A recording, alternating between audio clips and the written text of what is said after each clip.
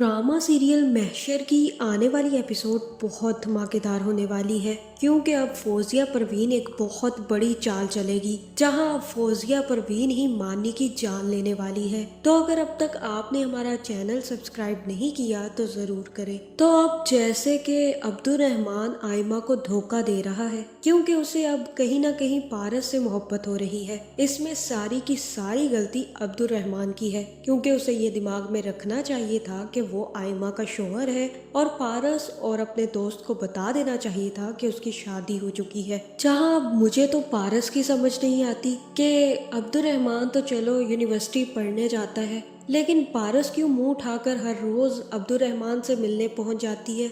जहां अब आने वाली एपिसोड में अब्दुल रहमान का बर्थडे होगा, जिसको सेलिब्रेट करने के लिए पारस और अब्दुल रहमान बाहर जाएंगे, और तब पारस अब्दुल रहमान से कहेगी कि आज तुम्हें जो भी चाहिए तुम मांग लो, क्योंकि आज तुम्हारे साथ मैं भी दुआ करूंगी कि जो भी तुम मांगो तुम्हारी दुआ कबूल हो जाए। जहां फिर अब्दुल रहमान पारस के कहने पर दुआ मांगेगा, जिसके बाद पारस अब्दुल रहमान से पूछेगी कि तुमने क्या मांगा। जहां फिर अब्दुल रहमान पारस से कहेगा कि इस दफा मैं बहुत ही मुश्किल चीज मांग बैठा हूँ, और मुझे सिर्फ और सिर्फ तुम्हारा आसरा है। मैंने सिर्फ और सिर्फ तुम्हारे आसरे पर दुआ मांगी है, क्योंकि तुम भी मेरे साथ वही दुआ मांगोगी। जहां फिर पारस कहेगी कि हाँ, तुम्हारी जो भी दुआ है कबूल हो जाए, जा बच्चा, तेरी जो भी मुराद है पूरी हो।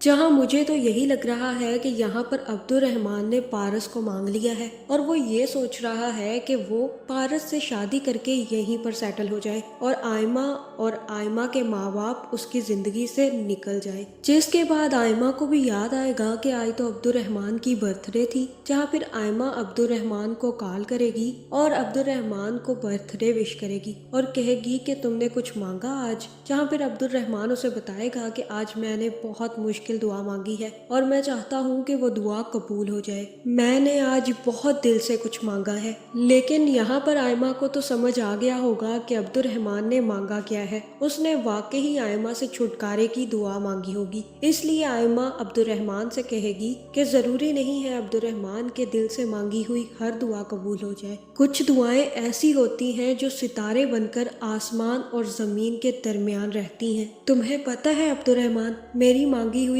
बहुत सारी दुआएं रात को आसमान पर चमकती हुई साफ नजर आती हैं।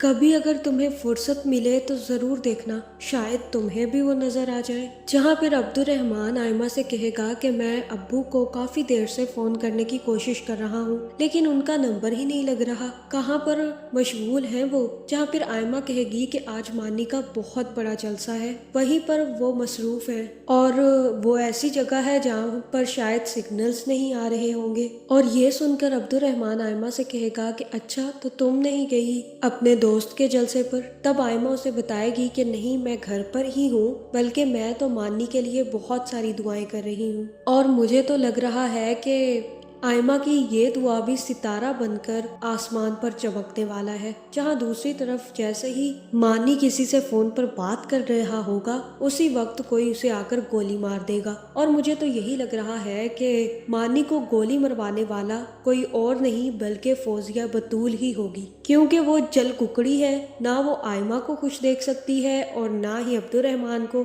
और अब ना ही वो मानी को खुश देख सकती है। इसी वजह से वो इन तीनों के दरमियान आग लगाने की कोशिश करती रहती है। जहां अब उसे ये समझ आ गई है कि अगर मानी इलेक्शन में जीत गया तो वो उसे मुंह तक नहीं लगाएगा। इसी वजह से अब वो मानी को मरवाने की कोशिश करेगी, और हो सकता है कि यहाँ पर मानी मर भी जाए। जहां मुझे तो यही लग रहा है कि यहाँ पर मानी सीरियसली इंजर हो जाएगा, या फिर उसकी मौत हो जाएगी। जिसके बाद ये खबर जैसे ही अब्दुल रहमान को मिलेगी तो वो जरूर पाकिस्तान वापस आएगा। जहां फिर मानी की मौत के बाद सारा का सारा काम आयमा खुद ही संभालेगी, और अब्दुल रहमान भी वापस आकर कुछ वक्त आयमा के साथ ही गुजारेगा। लेकिन उसे पारस की काफी ज्यादा याद आएगी, जिसके बाद वो आयमा को अलविदा कहकर वापस चला जाएगा। जहां मुझे तो यही लग रहा है कि अगली दफा जैसे ही अब्दुल रहमान वापस जाएगा तो आयमा के माँ बाप भी आयमा को अब्दुल रहमान के पीछे ही कनाडा भेज देंगे।